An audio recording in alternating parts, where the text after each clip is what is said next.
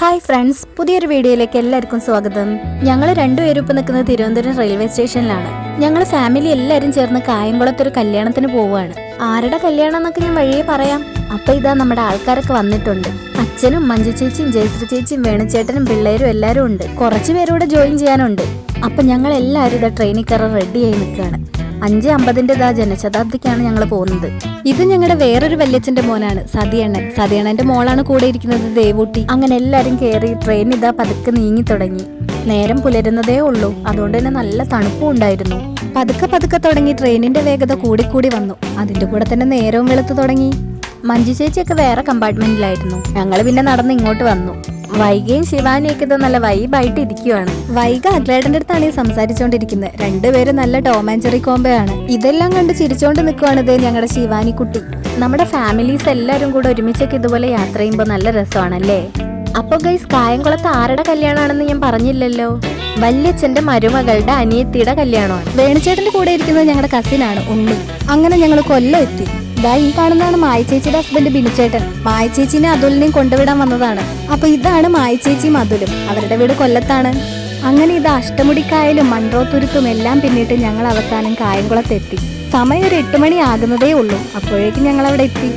പിന്നെ ഇതാ ഞങ്ങൾ എല്ലാവരും കൂടെ അവിടെ നിന്ന് കുറച്ച് ഫോട്ടോസൊക്കെ എടുത്തു. ഈ ഫോട്ടോയിൽ ഞാനില്ല, കാരണം ഞാനാണ് ഫോട്ടോ എടുക്കുന്നത്. കായംകുളം റെയിൽവേ സ്റ്റേഷനിൽ നിന്ന് അടുത്ത് തന്നെയാണ് അവരുടെ വീട്. പക്ഷെ നടക്കാനുള്ള ദൂരമല്ല. അതുകൊണ്ട് ഞങ്ങൾ ഓട്ടോ എടുത്ത് പോകാമെന്ന് തീരുമാനിച്ചു. അങ്ങനെ 2-3 ഓട്ടോയിലായിട്ട് ഞങ്ങൾ അവരുടെ വീട്ടിലോട്ട് പോവുകയാണ്. അങ്ങനെ ഞങ്ങൾ ഇതാ അവരുടെ വീട്ടിലെത്തി. ചെന്നപ്പോൾ തന്നെ ഇതാ ശ്രീതു ചേച്ചിയൊക്കെ അവിടെ തന്നെ ഉണ്ടായിരുന്നു.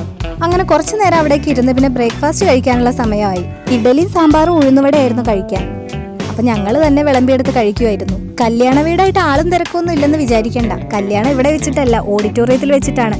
ഇവിടെ നിന്ന് ഞങ്ങൾ എല്ലാവരും ചേർന്ന് ഓഡിറ്റോറിയത്തിലോട്ട് പോകും. ഞങ്ങൾ കഴിച്ചു കഴിഞ്ഞപ്പോഴേക്ക് ഇതാ കല്യാണപ്പെണ്ണ് റെഡി ആയിട്ട് വന്നിട്ടുണ്ട്. അപ്പൊ ഇതാണ് നമ്മുടെ ഇന്നത്തെ ബ്രൈഡ്. മോനിഷ എന്നാണ് പേര്. അപ്പൊ എന്തായാലും നല്ല അടിപൊളി ബ്രൈഡൽ ലുക്ക് ആയിരുന്നു. ഈ നിൽക്കുന്നതാണ് അരുൺ ചേട്ടനും രമ്യ ചേച്ചി. രമ്യ ചേച്ചിയുടെ അനിയത്തിയുടെയാണ് കല്യാണം. ഈ കുർത്തയിട്ട് നിൽക്കുന്ന അങ്കിളാണ് ചേച്ചിയുടെ അച്ഛൻ. അപ്പൊ ഇവിടുന്ന് ഞങ്ങൾ എല്ലാവരും കൂടെ ഓഡിറ്റോറിയത്തിലോട്ട് കല്യാണ ബസ്സിലാണ് പോകുന്നത്. ഇതാ ഞങ്ങളുടെ വല്യച്ഛന് കിടിലൻ ലുക്കിൽ വരുവാണ്.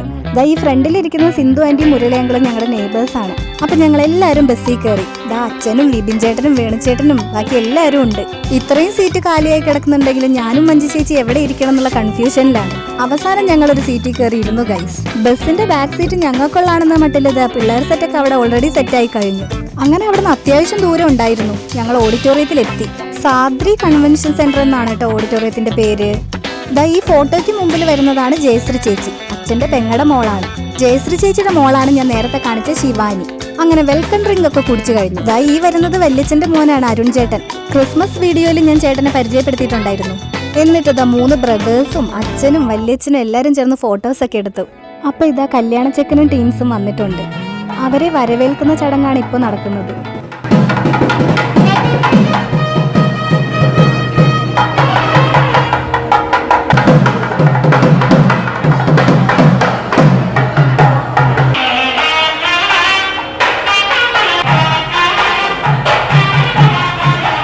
പറയാതിരിക്കാൻ വയ്യ, സ്റ്റേജ് ഡെക്കറേഷൻ കിടിലമായിരുന്നു.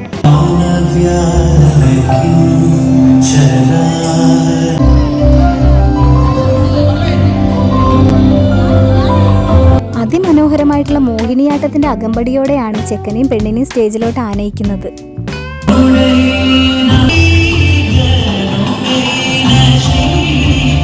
അടുത്തത് ഇതാ പെണ്ണിനെയാണ് സ്റ്റേജിലോട്ട് ആനയിക്കുന്നത്.